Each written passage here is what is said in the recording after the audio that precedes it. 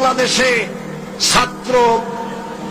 ছাত্র অঙ্গনে শিক্ষা প্রতিষ্ঠানে আল্লাহর এক নিয়ামত, আলহামদুলিল্লাহ বলেন।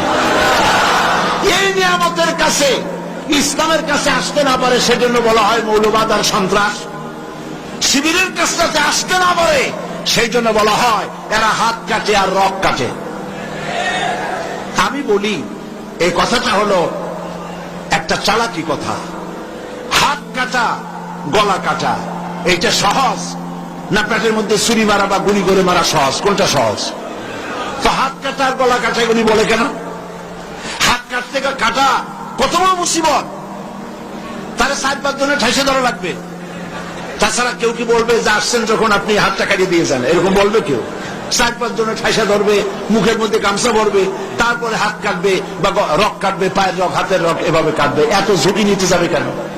ছুরিটা, যে ছুরিটা দিয়ে হাতটা কাটবে ওই ছুরিটা পেটের মধ্যে মুখের মধ্যে ঢুকায় দিলেই তো সারল। এটা বলে কেন? এই সহজ কাজটা করে না, রক কাটে গলা কাটে কেন বলে? এই কথাটা বলে প্যানিক সৃষ্টি করতে চায়।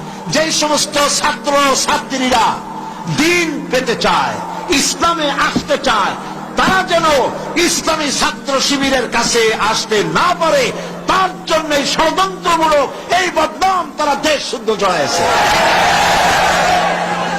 কিছুই করতে পারবে না ইনশাআল্লাহ, এগুলি করে কিছু করতে পারবে না। 119 জন শিবিরের নেতা কর্মী শাহাদাতের নজরানা আল্লাহর দরবারে পেশ করেছে। আমি আপনাদেরকে বলবো, পরের মুখে ঝাল না খাইয়া নিজের একটু চেষ্টা করেন। ওরা যেখানে থাকে শিবিরের ছেলেবেলেরা, এরা মাঝে মধ্যে সভ্যে করে যায় দেখবেন, ঘরের পাশে গিয়া জানলার ফাঁক দিয়ে তাকাই দেখেন ওরা কি করে।